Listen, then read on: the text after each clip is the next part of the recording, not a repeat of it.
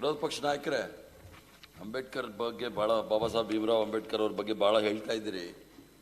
ಮೊಟ್ಟ ಮೊದಲನೇ ಬಾರಿಗೆ ಅಟಲ್ ಬಿಹಾರಿ ವಾಜಪೇಯಿ ಅವರು ಪ್ರಧಾನಮಂತ್ರಿ ಆದಾಗ ಕಾನ್ಸ್ಟಿಟ್ಯೂಷನ್ ರಿವ್ಯೂ ಕಮಿಟಿ ಅಂತ ಹೇಳಿ ಮಾಡಿ ವೆಂಕಟರಾಮನ್ ಅವರ ಅಧ್ಯಕ್ಷರು ಮಾಡಿ ಕಾನ್ಸ್ಟಿಟ್ಯೂಷನ್ ಬದಲಾವಣೆ ಮಾಡಲಿಕ್ಕೆ ಪ್ರಯತ್ನ ಮಾಡಿಬಿಟ್ರು. ಈ ದೇಶದ ಅದೃಷ್ಟ KR ನಾರಾಯಣರವರು ಒಬ್ಬ ದಲಿತ ಸಮುದಾಯಕ್ಕೆ ಸೇರಿದವರು ರಾಷ್ಟ್ರಪತಿಗಳಾಗಿದ್ದು ಅದಕ್ಕೆ ಬಿಡಲಿಲ್ಲ. ಈಗಲೂ ಸಹ ಒಂದು ಪ್ರಯತ್ನ ಮಾಡಿದ್ರಿ ಸಂವಿಧಾನವನ್ನು ರಿವ್ಯೂ ಮಾಡಲಿಕ್ಕೆ ಅಂತ, ಅದನ್ನು ಒಪ್ಪಲಿಲ್ಲ. ನೀವು ಸಂವಿಧಾನವನ್ನು ಒಪ್ತೀರಾ ಅಥವಾ ಬೇರೆ ಯಾವ್ದಾದ್ರು ಒಪ್ತೀರಾ ಅಂತ ಸತ್ಯ ಬೇರೆ. ಅಂಬೇಡ್ಕರ್ ಅವ್ರ ಬಗ್ಗೆ ಮೊಸಳೆ ಕಣ್ಣೀರು ಹಾಕೋಬೇಕಾಗಿಲ್ಲ. ಹರಿಪ್ರಸಾದ್ರಿಗೆ ಗೊತ್ತಿರೋ ಸತ್ಯ ಬೇರೆ. ಎಂತ ನ್ಯಾಯ ನಿಮ್ದು? ಈಗ ಜಗತ್ತಿಗೆ ಗೊತ್ತಿರೋ ಸತ್ಯ ಬೇರೆ, ಹರಿಪ್ರಸಾದ್ರಿಗೆ ಗೊತ್ತಿರೋ ಸತ್ಯ ಬೇರೆ. ನೋಡಿ, ವಿರೋಧ ಪಕ್ಷ ನಾಯಕರೇ, ನ್ಯಾಯದ ಪ್ರಶ್ನೆ ಅನ್ಯಾಯದ ಪ್ರಶ್ನೆ ಅಲ್ಲ.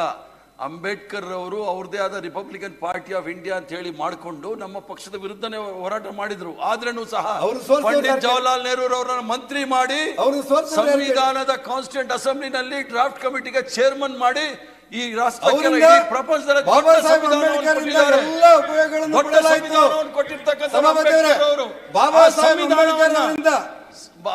ಎಷ್ಟು ಸಲ ಪ್ರಯತ್ನ ಮಾಡಿದೀರಾ ಸಂವಿಧಾನವನ್ನು ಬದಲಾವಣೆ ಮಾಡ್ಲಿಕ್ಕೆ, ತಿದ್ದುಪಡಿ ತರಲಿಕ್ಕೆ ಅನ್ನೋದನ್ನ ಹೇಳೋಕೆ ದೊಡ್ಡ ಚರ್ಚೆ ಆಗುತ್ತೆ. ಈಗ ಕಾಂಗ್ರೆಸ್ ಸರ್ಕಾರ, ಕಾಂಗ್ರೆಸ್ ಪಕ್ಷಕ್ಕಿರುವ ಒಂದೇ ಒಂದು ಅಸ್ತ್ರ ಕೇಳಿದ್ರೆ ಸಂವಿಧಾನ ಬದಲಾವಣೆ ಮಾಡ್ತೀವಿ. ಯಾರು ಮಾಡಿದ್ದಾರೆ ಅಂತ ಕೇಳಿ, ಎಲ್ಲಿ ಮಾಡಿದ್ದಾರೆ ಅಂತ ಹೇಳಿ ಕೇಳಿ. ಸಂವಿಧಾನ ಬದಲಾವಣೆ ಮಾಡ್ತಾರೆ. ರಿವ್ಯೂ ಕಮಿಟಿ ಮಾಡಿದ್ರೆ ರಿವ್ಯೂ ಕಮಿಟಿ ನಿಮ್ಮ ಪಕ್ಷದ ಸಂಸದರು ಹೆಗಡೆ ಅವರು ಹೇಳಿದ್ರ ಇಲ್ವಾ? ಈಗ ಸಭಾಪತಿಯವರೇ, ನಾವು ಅವ್ರಿಗೆ ಕಟ್ಟಲಿಲ್ಲ, ಸಮಾಧಿ ಕಟ್ಟಲಿಲ್ಲ, ಭಾರತ ರತ್ನ ಕೊಟ್ಟಿಲ್ಲ, ಅದೆಲ್ಲ ಬೇರೆ ಪ್ರಶ್ನೆ. ಭಾರತ ರತ್ನ ಕೊಟ್ಟವ್ರು ಯಾರು ಕೇಳಿ? ಸಭಾಪತಿಯವರು ಕೇಳಿ, ಒಂದು ನಿಮಿಷ ಕೇಳಿ. ಸಾಂದರ್ಭಿಕ ಅಲ್ಲ, ನಾವು ಮಾಡ್ಲಿಕ್ಕೆ ಈಗ ನೀವು ಹೇಳ್ತೀರಲ್ಲ ಸಂವಿಧಾನ. ಬಾಬಾ ಸಾಹೇಬ್ ಭೀಮರಾವ್ ಅಂಬೇಡ್ಕರ್ ಅವರು ಈ ದೇಶದಲ್ಲಿ ಪ್ರಪಂಚದಲ್ಲಿ ಜಗತ್ ಪ್ರಸಿದ್ಧರಾಗಿದ್ರೆ ಅವರ ಸಂವಿಧಾನದಿಂದ ಸಂವಿಧಾನವನ್ನ ಬದಲಾವಣೆ ಮಾಡ್ಲಿಕ್ಕೆ ನೀವು ಪ್ರಯತ್ನ ಮಾಡಿದ್ರ ಇಲ್ವಾ ಅಂತ ಹೇಳಿ ನಾನು ಹೇಳ್ತೇನೆ. ಇಲ್ಲ,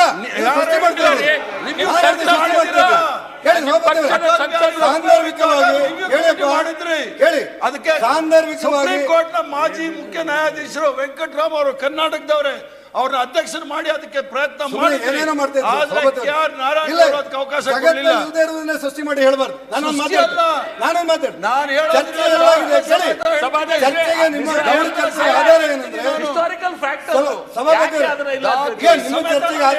ಚರ್ಚೆಗೆ ಯಾರೋ ಹೇಳ್ತಾರೆ ಕೇಳಿ.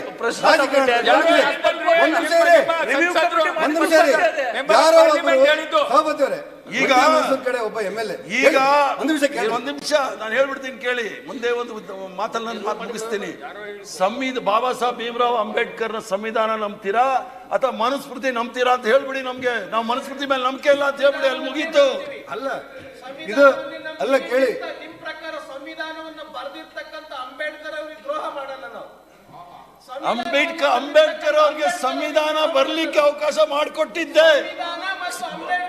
ಅಂಬೇಡ್ಕರ್ ಅವ್ರಿಗೆ ಸಂವಿಧಾನ ಬರಲಿಕ್ಕೆ ಅವಕಾಶ ಮಾಡಿಕೊಟ್ಟಿದ್ದೆ ಕಾಂಗ್ರೆಸ್ ಪಕ್ಷ. ಚೇರ್ಮನ್ ಮಾಡಿದ್ದೆ ಕಾಂಗ್ರೆಸ್ ಪಕ್ಷ. ಆಚರಣೆಗೆ ತರಲ್ಲ ನೀವು ಸಂವಿಧಾನವನ್ನು. ಆ ಸಂದರ್ಭದಲ್ಲಿ ಕಾಂಗ್ರೆಸ್ ಪಕ್ಷ ಅವ್ರಿಗೆ ಏನಾದ್ರು ಚೇರ್ಮನ್ ಮಾಡಲಿಲ್ಲ, ನಿಮ್ಗೆ ಸಂವಿಧಾನ ಇರ್ತಾ ಇರಲಿಲ್ಲ. ಆ ಸಂವಿಧಾನದಲ್ಲಿ ನೀವು ಬರ್ತಿರ್ಲಿಲ್ಲ. ಶ್ಯಾಮಾ ಪ್ರಸಾದ್ ಅಂಬೇಡ್ಕರ್ ಹೇಳಿದ್ರು. ಏನಂದ್ರಿ? ನನ್ನ ಜೀವ ಇರೋವರೆಗೂ ಕಾಂಗ್ರೆಸ್ ಕಾರಣಲ್ಲ ಅಂತ ಅಂಬೇಡ್ಕರ್ ಹೇಳಿದ್ರು. ಏನ್ ಹೇಳ್ತೀರಿ ಇದಕ್ಕೆ? ಹೇಳ್ತೀನಿ ರೀ, ಒಂದ್ ನಿಮಿಷ ಇರಿ. ಕಾಂಗ್ರೆಸ್ ಒಂದು ಉರಿಯುವ ಮನೆ. ಆ ಕಾಂಗ್ರೆಸ್ಗೆ ನಾನು ಜೀವಮಾನ ಇರೋವರೆಗೂ ಕಾರಣಲ್ಲ ಅಂತ ಹೇಳಿದ್ರು. ಏನ್ ಹೇಳ್ತೀರಿ? ಕೂತ್ಕೊಳ್ಳಿ, ಹೇಳ್ತೀನಿ. ಕೂತ್ಕೊಳ್ಳಿ, ಸ್ವಲ್ಪ ಹೇಳ್ತೀನಿ. ಹೇಳಿ.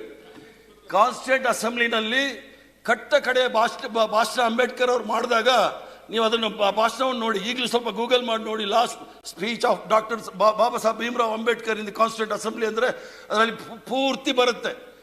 ನಾನು ಕಾನ್ಸ್ಟಿಟ್ಯೂಂಟ್ ಅಸೆಂಬ್ಲಿನಲ್ಲಿ ಈ ಸಂವಿಧಾನವನ್ನು ತೆಗೆದುಕೊಂಡು ಹೋದಾಗ ಕಾಂಗ್ರೆಸ್ ಪಕ್ಷದ ಘಟಾನುಘಟಿಗಳಿದ್ದರು.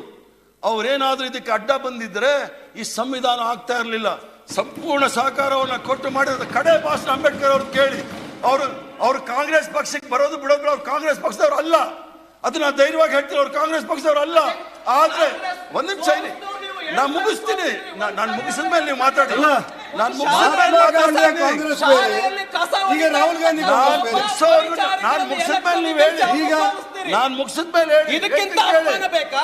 ರಾಷ್ಟ್ರಪಿತ ಮಹಾತ್ಮ ಗಾಂಧಿ ನೇತೃತ್ವದ ಕಾಂಗ್ರೆಸ್ ಬೇರೆ, ರಾಷ್ಟ್ರಪಿತ ಮಹಾತ್ಮ ಗಾಂಧಿ ಅವರ ನೇತೃತ್ವದ ಕಾಂಗ್ರೆಸ್ ಬೇರೆ, ಇವತ್ತಿನ ನಿಮ್ ಕಾಂಗ್ರೆಸ್ ಬೇರೆ. ಈ ಕಾಂಗ್ರೆಸ್ ಅಟಲ್ ಬಿಹಾರಿ ವಾಜಪೇಯಿ ಇದು ಜನಸಂಘ ಬೇರೆ, ಭಾರತೀಯ ಜನತಾ ಪಾರ್ಟಿ ಬೇರೆ, ನರೇಂದ್ರ ಮೋದಿ ಅವರು ಭಾರತೀಯ ಜನತಾ ಪಾರ್ಟಿ ಬೇರೆ. ಹಂಗೆಲ್ಲ ಮಾತಾಡಕ್ಕೆ ಹೋಗ್ಬೇಡಿ. ಈಗ ನೀವು ಅಂಬೇಡ್ಕರ್ ಹೇಳ್ತೀನಿ ಕೇಳಿ. ನಾನು ಅಂಬೇಡ್ಕರ್ ಅವ್ರು ಹೇಳ್ತೀನಿ ಕೇಳಿ. ನೋಡಿ, ಮಹಾತ್ಮ ಗಾಂಧಿ, ನಾನು ಮಹಾತ್ಮ ಗಾಂಧೀಜಿ ಗೌರವ ಕೊಡ್ತೀನಿ, ನೀವು ಸೋನಿಯಾ ಗಾಂಧಿ ಮಹಾತ್ಮ ಗಾಂಧಿ ಅವರಿಗೆ ಮಹಾತ್ಮ ಗಾಂಧಿ ಗೌರವ ಕೊಡ್ತೀನಿ, ಮಹಾತ್ಮ ಗಾಂಧಿ ಅವರಿಗೆ ಮಹಾತ್ಮ ಗಾಂಧಿ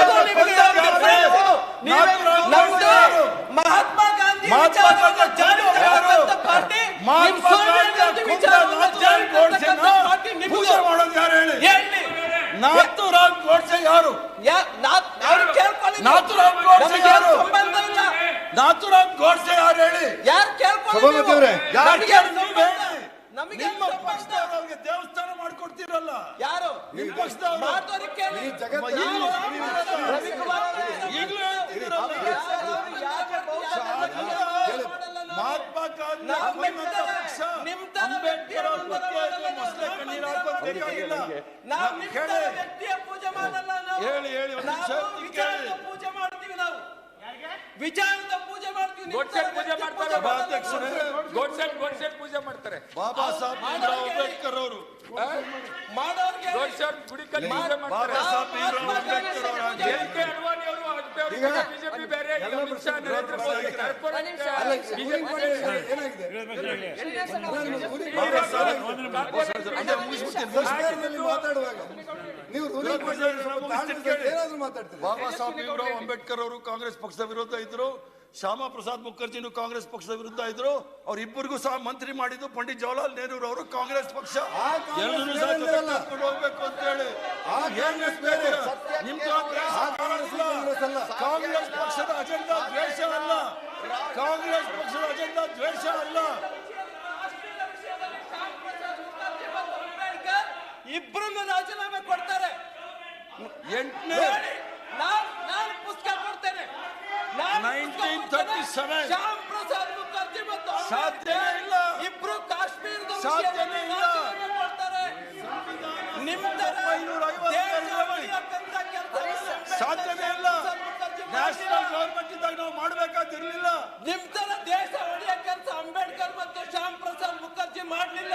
ರವಿಕುಮಾರ್ ಅವರೇ, ಸ್ವತಂತ್ರ ಹೋರಾಟಕ್ಕೆ ಕ್ವಿಟ್ ಇಂಡಿಯಾ ಮೂವ್ಮೆಂಟ್ ಅಂತ ಹೇಳಿ ಮಹಾತ್ಮ ಗಾಂಧಿ ಅವರು ಕರೆ ಕೊಟ್ಟಿದ್ರು. ಅಂಬೇಡ್ಕರ್ ಸಾಹೇಬರು ಸಹ ವಿರೋಧ ಇದ್ರು, ಶ್ಯಾಮಾ ಪ್ರಕಾಶ್ ಮುಖರ್ಜಿ ಅವರು ಸಹ ವಿರೋಧ ಇದ್ರು, ನಿಮ್ ಹಿಂದೂ ಮಹಾಸಭಾ ಸಹ ವಿರೋಧ ಇತ್ತು. ಅವ್ರು ಯಾರನ್ನೂ ಸಹ ನಾವು ದೇಶದ್ರೋಹಿಗಳು ಅಂತ ಕರೀಲಿಲ್ಲ. ನಾವೆಲ್ಲರೂ ಸಹ ಜೊತೆಗೆ ಹೋರಾಟ ಮಾಡ್ಬೇಕು ಅಂತ ಹೇಳಿದ್ರಿ. ಆದ್ರೆ ನೀವೆಲ್ಲರೂ ಸಹ ಬ್ರಿಟಿಷರ ಜೊತೆ ಹೋದ್ರಿ, ನೀವೆಲ್ಲರೂ ಸಹ ಬ್ರಿಟಿಷರಿಗೆ ಬೆಂಬಲ ಕೊಟ್ರಿ. ರಾಜೀನಾಮೆ ನಿಮ್ಗೆ ಅದಕ್ಕೋಸ್ಕರ ಹೇಳಿದ್ದು ಕಡೆ ಭಾಷಣ ಅಂಬೇಡ್ಕರ್ ಅವ್ರದ್ದು ನೀವು ಓದಿ ಅಂತ ಹೇಳಿ. ನೀವು ಕೂಡ ಓದಿ. ಅಂಬೇಡ್ಕರ್ ಯಾಕೆ ರಾಜೀನಾಮೆ ಕೊಟ್ರು? ಅವ್ರು ರಾಜೀನಾಮೆ ಕೊಟ್ಟಿದ್ದು ಹಿಂದೂ ಕೋಡ್ ಬಿಲ್ ಹೊಡೆಯಕ್ಕಂತ ಕಾಂಗ್ರೆಸ್ ನಲ್ಲಿ ನಾನು ಇರಲ್ಲ ಅಂತ ಅಂಬೇಡ್ಕರ್ ಹೇಳಿದ್ರು. ಹಿಂದೂ ಕೋಡ್ ಬಿಲ್ ಇಷ್ಟೊತ್ತು ಅಸ್ಪೃಶ್ಯತೆ ಬಗ್ಗೆ ಅದೇ ಮಾತಾಡ್ತಿದ್ರಲ್ಲ, ಡಾಕ್ಟರ್ ಭೀಮ್ರಾವ್ ಅಂಬೇಡ್ಕರ್ ಅವರು ಹಿಂದೂ ಕೋಡ್ ಬಿಲ್ ತಂದು ರಾಷ್ಟ್ರದ ಮಹಿಳೆಯರಿಗೆ ಸಮಾನವಾದ ಹಕ್ಕು ಬೇಕು ಅಂತ ಮಾಡಿದಾಗ ಬೇರೆ ಪಕ್ಷದವ್ರು ಬಿಡ್ಲಿಲ್ಲ. ಅದಕ್ಕೋಸ್ಕರ ಅವ್ರು ರಾಜೀನಾಮೆ ಕೊಟ್ಟಿದ್ದು. ಪಾಕಿಸ್ತಾನ ವಿಚಾರ ಅಲ್ಲ. ಪಾಕಿಸ್ತಾನ ಆಗ್ಬೇಕಾದ್ರೆ ಸಾವರ್ಕರ್ ಅವರ ರೆಸಲ್ಯೂಷನ್, ಶ್ಯಾಮಾ ಪ್ರಸಾದ್ ಮುಖರ್ಜಿ ಅವರು ವೆಸ್ಟ್ ಬೆಂಗಾಲ್ ಅಲ್ಲಿ ಮುಸ್ಲಿಂ ಲೀಗ್ ಜಗದ ಮಂತ್ರಿ ಇದ್ರು. ಮುಖರ್ಜಿ ಅಲ್ಲ, ಶ್ಯಾಮಾ ಪ್ರಕಾಶ್ ಮುಖರ್ಜಿ ಅವರು, ಸರ್ದಾರ್ ಪಟೇಲ್. ರವಿಕುಮಾರ್ ಮಾಡಿದ್ರೆ ಸತ್ಯ ಅಲ್ಲ, ಮುಚ್ಚಿಡಕ್ಕಾಗಲ್ಲ. ಎಲ್ಲರಿಗೂ ಪ್ರಾರ್ಥನೆ ಮಾಡಿದ್ರು ಸರ್. ಸಭಾಪತಿಗಳು ಕೇಳ್ತೀನಿ, ನಮ್ಗೆ ಆಗಾಗಲೇ ನಾವು ಚಿಠಿ ಕಳಿಸಿದ್ವಿ. 6 ಗಂಟೆಗೆ ಸಚಿವ ಸಭೆ ಇದೆ, ದಯವಿಟ್ಟು ತಾವು ಅವಕಾಶ ಕೊಡ್ಬೇಕು ನಮ್ಗೆ.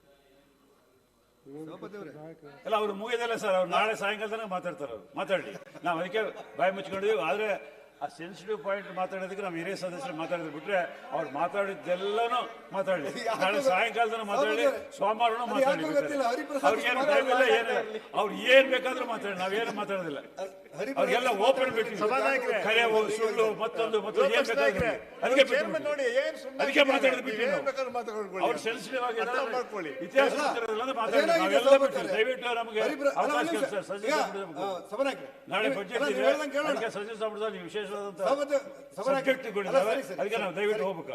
ಸಭಾಪತಿ ಏನಾಗಿದೆ ಅಂದ್ರೆ ಎಲ್ಲರಿಗೂ ಕೆಲವು ಅಧಿಕಾರಿಗಳು ಆಫೀಸಿಗೆ ಬಂದಾಗ ಕಚೇರಿ ಬಂದಾಗ ಎಲ್ಲರ ಮೇಲೆ ರೇಗಿ ಬಿಡ್ತಾರಂತೆ. ಯಾಕೆ ಹೇಳಿದ್ರೆ ಮನೆಯಲ್ಲಿ ಜಗಳ ಮಾಡ್ಕೊಂಡು ಬಂದಿರ್ತಾರೆ.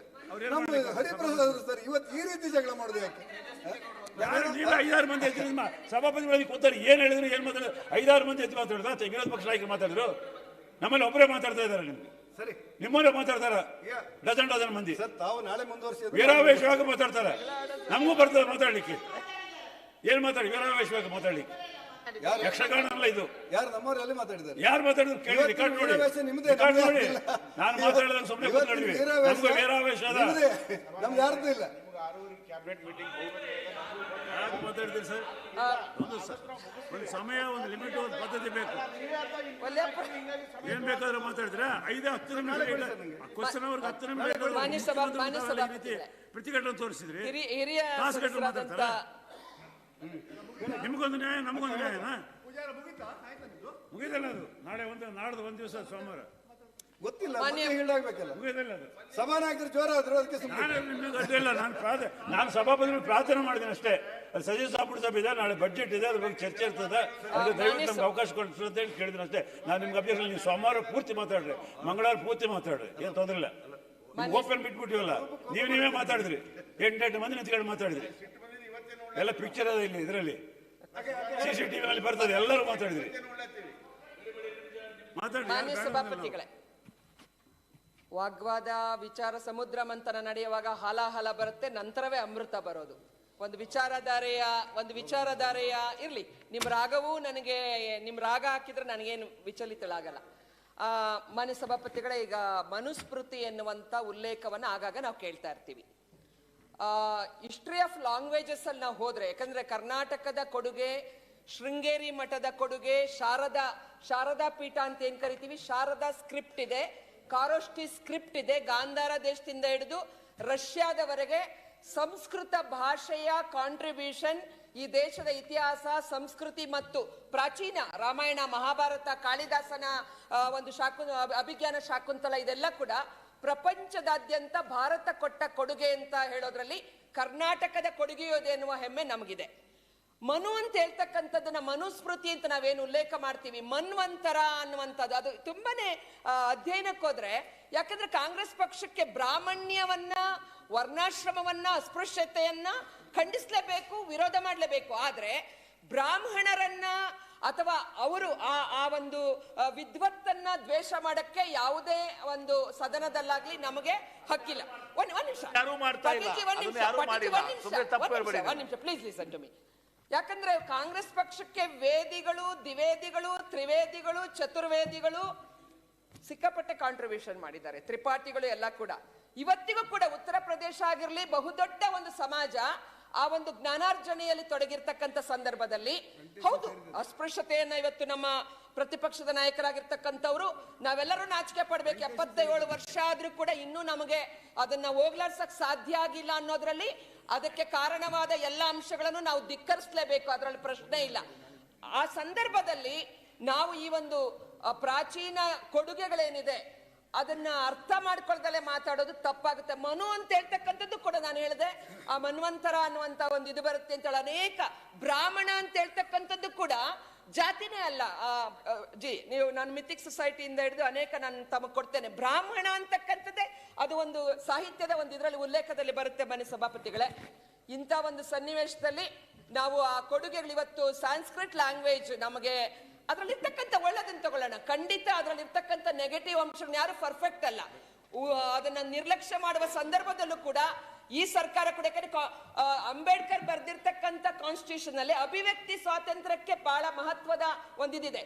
ನಾವು ನಿಮ್ಮ ವಿಚಾರ ಭೇದಗಳು ನಮ್ಮಲ್ಲಿ ನಿಮ್ಮಲ್ಲಿ ಪರ ವಿರೋಧ ಇರಬಹುದಾದ್ರೆ, ಅಂಬೇಡ್ಕರ್ ಅವರ ಸಂವಿಧಾನ ಕೊಟ್ಟಿರ್ತಕ್ಕಂಥ ಆ ಒಂದು ಇದನ್ನ ಇಟ್ಕೊಂಡು ಧಾರ್ಮಿಕ ಅಭಿವ್ಯಕ್ತಿ ಸ್ವಾತಂತ್ರ್ಯ, ಧಾರ್ಮಿಕ ಅನುಷ್ಠಾನ, ಧಾರ್ಮಿಕ ಪ್ರಸರಣ ಕೂಡ ಸಂವಿಧಾನದ ಒಂದು ಭಾಗವಾಗಿರೋದ್ರಿಂದಾಗಿ ಅದನ್ನ ವಿರೋಧ ಮಾಡಕ್ಕೆ, ಇನ್ನೊಬ್ಬರ ಹಕ್ಕನ್ನ ವಿರೋಧ ಮಾಡೋದಕ್ಕೆ ಸಂವಿಧಾನದಲ್ಲಿ ಅವಕಾಶ ಇರೋಲ್ಲ ಅನ್ನುವಂತ ಅಂಶವನ್ನ ಹೇಳಿ, ಆ ಸಾಂಸ್ಕ್ರಿಟ್ ಲ್ಯಾಂಗ್ವೇಜ್ ಅನ್ನ ರಕ್ಷಣೆಗೆ ಆ ತಾಳೆಗರಿಗಳೆಲ್ಲ ಹೋಗ್ತಾ ಇದೆ. ನಮ್ಮಲ್ಲಿ ಸಿಕ್ಕಾಪಟ್ಟೆ ಜ್ಞಾನ ಭಂಡಾರ ಇದೆ, ನಾವು ಒಪ್ಪಲಿ ಬಿಡ್ಲಿ, ಅದನ್ನ ರಕ್ಷಣೆ ಮಾಡುವತ್ತ ಕೂಡ ಗಮನ ಕೊಡಬೇಕಾಗತ್ತೆ ಸರ್ಕಾರ ಅಂತ ಹೇಳಕ್ ಇಷ್ಟಪಡ್ತೀನಿ. ಪ್ರಕಟಣೆ